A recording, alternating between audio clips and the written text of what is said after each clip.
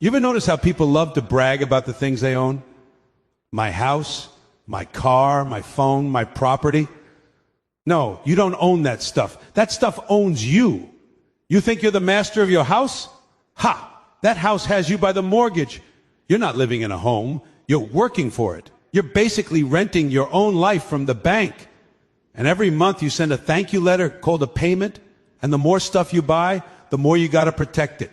You buy a fancy car, and suddenly you're checking the driveway like a paranoid raccoon at 2 a.m. You buy a big TV. Now you got to get an alarm system, security cameras, and a dog named Bitey. Pretty soon you're not relaxing. You're on patrol duty for your own junk. And people say, I want to own land. Really? You ever try not paying your property tax? Go ahead, see how long you own that land before the government comes to remind you who really runs the place. You're not a landowner. You're a long-term guest with paperwork. We've built our whole lives around this illusion of ownership. We buy, we store, we insure, we upgrade, and then we die. And someone else gets to sell it on Facebook Marketplace. That's not ownership, folks. That's babysitting. And the best part, they tell you to buy property to gain freedom. Freedom? You're chained to interest rates, taxes, maintenance, and a lawn that never stops growing. That's not freedom. That's a full-time job. So yeah, you don't own property. Property owns you. And it's laughing every time you sweep the driveway, mow the lawn, or polish the car. You ever notice how everyone keeps saying, I own this, I own that? My car, my house, my land, my business, my phone, my dog, my time. People throw around the word my like they invented the alphabet. It's amazing. We live in a world where everyone thinks they're the owner, but no one realizes they're actually the property. You don't own things. Things own you. You just happen to be the caretaker with a credit score. Let's start with the basics. Your house. Ah, yes, the great symbol of success. The American dream, or whatever they're calling it this century. Own a home, they said. It's an investment, they said. Sure. You buy a house, and what happens? You sign a mountain of papers so tall you need a hiking permit. Then, for the next 30 years, you send money to a bank so you can pretend to live in something that technically still belongs to them. Miss a few payments and watch how fast your dream gets repossessed. That's not ownership. That's a 30-year audition for a building.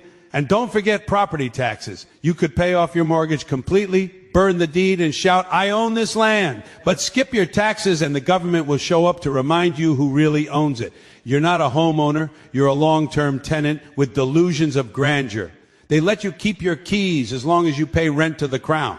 It's the same system we've had for centuries. We just replaced kings with accountants. People say, well, I own my car. Oh, really? You mean that shiny piece of metal that loses half its value the second you drive it off the lot? You don't own it. You feed it. Gas, insurance, maintenance, repairs. It's like having a pet that eats your paycheck and still complains about oil changes.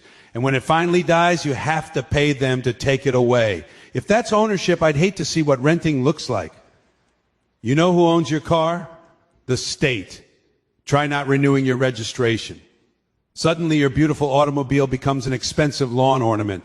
Try driving it without insurance. Boom, it's impounded faster than you can say I own it. The truth is your car belongs to the government, the insurance company, and the mechanic. You're just the lucky one who gets to clean it. And phones, oh, everyone loves their phones. It's my phone. No, it's not. It's a portable surveillance device with a payment plan. You think you own it because you picked the color. But the company decides what it does, when it updates, how it works, and when it dies. And when it does die, they make sure it's too expensive to repair so you can buy another one. That's not ownership. That's a subscription to anxiety. And the funniest part, we brag about it. We walk around like digital cowboys showing off our gear. Look at my phone, my tablet, my laptop, my smartwatch. Buddy, all those things are tracking you, selling your habits, recording your voice, and feeding it into a database you'll never see. You don't own the technology. The technology owns you. You're not the customer, you're the product. Now, let's talk about land. Oh, the sacred illusion of land ownership. Every human civilization has fallen for that one. I own this piece of earth. You ever notice how ridiculous that sounds? You can't own a planet. You're a temporary guest here. You don't own land. You rent space on a spinning rock for a few decades before it recycles your body into soil. You think nature cares about your property lines? The trees, the rain, the worms, they've been here longer than your paperwork. And yet people fight wars, draw borders, and build fences just to claim a patch of dirt that will eventually cover them. You can't own dirt, you can't own air, and you definitely can't own water, but they'll sell it to you anyway. Everything that was once free now comes with a bill. The system doesn't sell you ownership, it sells you permission. Permission to live, to move, to breathe, as long as you can pay for it. And the banks love this game. They figured out the perfect trick. Convince people that debt is power. Own your home, they say, while handing you a 30-year sentence. Invest in your future. They say while you drown in interest, they're not giving you loans. They're giving you leashes. And people wear those leashes proudly. They call them mortgages, car notes, student loans. But it's the same old system with a prettier name. You're not a property owner. You're property with a payment plan. But the best illusion of all, we think owning things makes us somebody. We tie our identity to our stuff. You meet someone and the first thing they do is give you a list of what they own. I've got a house, a car, a business, a boat. Oh, good for you. You've collected tokens in the Monopoly game of life. None of it's real. You're just renting time and the clock's ticking. And it's not just big stuff. People think they own little things too. Clothes, furniture, gadgets. Ever moved apartments? You suddenly realize you've been living in a storage unit. Boxes of stuff you forgot you even had. You spend half your life buying it, the other half trying to find space for it, and then you die and your family has to sell it at a garage sale for 25 cents a piece. That's the circle of ownership. We even think we own ideas.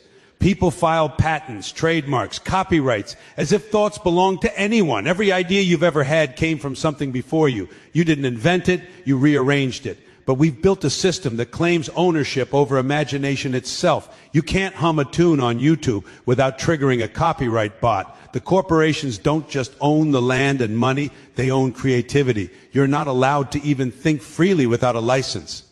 And the funniest part? We think this makes us civilized. We call it progress. We've built a global system where every single person has to buy back pieces of the world that were already theirs at birth. We've convinced people that being in debt is a sign of maturity, that mortgages are milestones, that ownership equals freedom. That's not freedom. That's the illusion of control sold to keep you quiet. You ever notice how possessions end up possessing you? You start simple. A house, a car, some furniture. Then before you know it, you're drowning in responsibilities. You can't travel, you can't quit your job, you can't take risks because you have too much to lose. That's how they get you.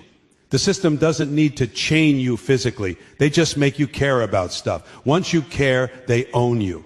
And every time you try to escape, they upgrade the illusion. They tell you buy more, upgrade, invest, expand. You don't even get to enjoy what you have before they convince you it's outdated. It's a treadmill for the soul. Constant motion, no progress. They make sure you never stop long enough to realize you're not free. And here's the secret. The only thing you actually own in this life is your attention. That's it. And they're trying to buy that too. Every billboard, every notification, every commercial is bidding for your focus. They don't want your money first, they want your mind.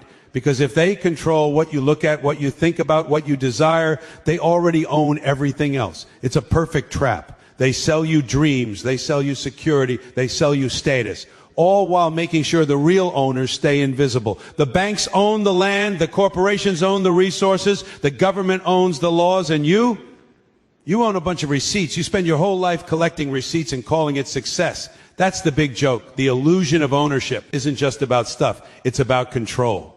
They give you just enough comfort to keep you quiet. You think you're free because you can choose the color of your car or the brand of your phone. But all your choices lead to the same place. Dependence. Dependence on systems, payments, and promises that were never yours. And yet people defend it. They say that's just how life works. No, that's how life was designed to work. For someone else's benefit. The entire economy runs on the belief that people can own things. If you ever really believed you didn't own anything, you might stop buying and then the whole machine would fall apart. Ownership is the illusion that keeps the gears turning. So we keep playing along. We keep pretending. We keep saying my house, my car, my property. As if saying it enough times will make it true, but deep down you know the truth. The things you own, they're just on loan. You don't own them. You maintain them until someone else takes your place. You don't control them. They control you. That's the illusion of ownership. A grand, well-marketed fantasy that keeps us busy, broke, and believing we're free. And maybe, just maybe, the moment you stop believing in it is the first time you actually are. You ever notice how people act like owning more stuff somehow means they've made it? The more they collect, the prouder they get. They don't even talk like human beings anymore. They talk like storage units. I've got 2 cars, 3 TVs, 4 streaming subscriptions, 5 pairs of sneakers I never wear. They sound like an inventory list with legs. Somewhere along the line, we decided that happiness is measured by the number of boxes in your garage. We've built a world where everyone's chasing the next thing. People don't even buy out of need anymore. They buy because they're bored, because the commercial had good lighting, because the influencer smiled while holding it. And the minute they get it, they're already planning the next purchase. It's like we replace religion with retail therapy. We don't pray at temples anymore. We worship at checkout counters. And you can see the slavery in their faces. Watch someone unbox a brand new gadget. That joy lasts about 15 seconds until they realize the thing has an update. Needs accessories, a subscription, a protective case, a special charger that costs extra. It's not a product, it's a project. And the company's already designing its replacement while you're still peeling off the plastic film. The more you buy, the more you serve. You become the caretaker of your own clutter. People spend their weekends organizing their stuff. They buy shelves, bins, labels, and digital apps just to manage the things they supposedly own. That's not ownership. That's employment. You're the full-time manager of a department store that no one shops at. And look at storage units. That's the monument to modern slavery right there. People pay rent for boxes to keep the extra things that didn't fit in their other boxes. We built entire buildings just to store regret. You drive by those long rows of metal doors and realize half the country is paying monthly fees to keep old furniture and broken treadmills they'll never use again. You're not free. You're just a customer with square footage. The system loves it, though. They figured out the formula. Keep you wanting, keep you paying, make you believe that happiness lives just one purchase away. And people fall for it every time. They go into debt to feel rich. They use credit cards to buy freedom and end up chained to interest. The rich don't even have to oppress anyone anymore. The poor do it to themselves with payment plans. You can see the madness during holidays. People camp outside stores at dawn, fighting over discounted TVs like they're gold bars, elbows flying, carts crashing, grown adults wrestling for gadgets that'll be outdated by Easter. That's not consumer culture. That's organized chaos with a rewards program. You can't call yourself free when a sale sign can control your heartbeat. And let's talk about clothes. People used to have outfits. Now they have wardrobes that need their own zip codes. They buy more hangers, more drawers, more closets. Fashion doesn't even change naturally anymore. It's designed to expire. They call it seasons. It's just a polite way of saying your perfectly good clothes are worthless now.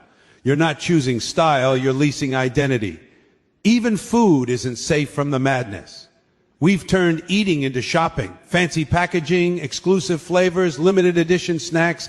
People take pictures of their lunch like it's an art exhibit. We've turned nourishment into branding. And every new product promises you the same thing: fulfillment, satisfaction, joy. None of it lasts, but hey, it comes with reward points. And the homes, the homes. The more stuff you have, the bigger your cage needs to be. So you buy a bigger house to hold all your stuff. Then you fill it up again, and the cycle starts over. You don't live in a house. Your house lives around you, collecting dust and mortgage interest. People say, I need more space. No, you need fewer things. But nobody wants to hear that. It's bad for business. Then comes the cleaning. Every new thing you buy adds one more chore to your life.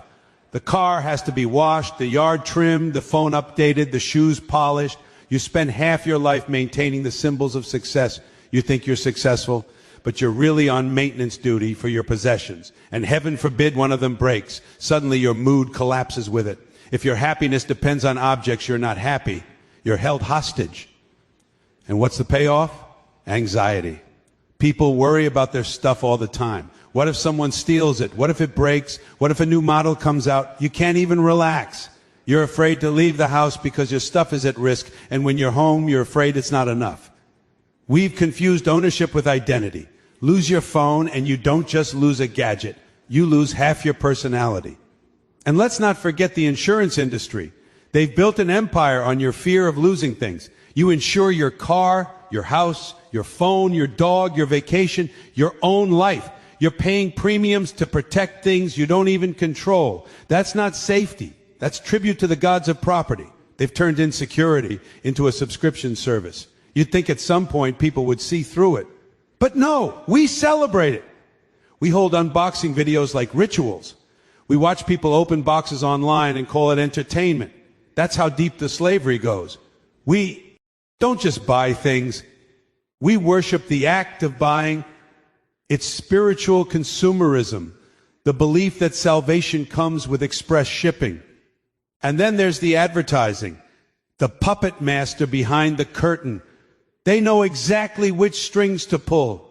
They don't sell products anymore. They sell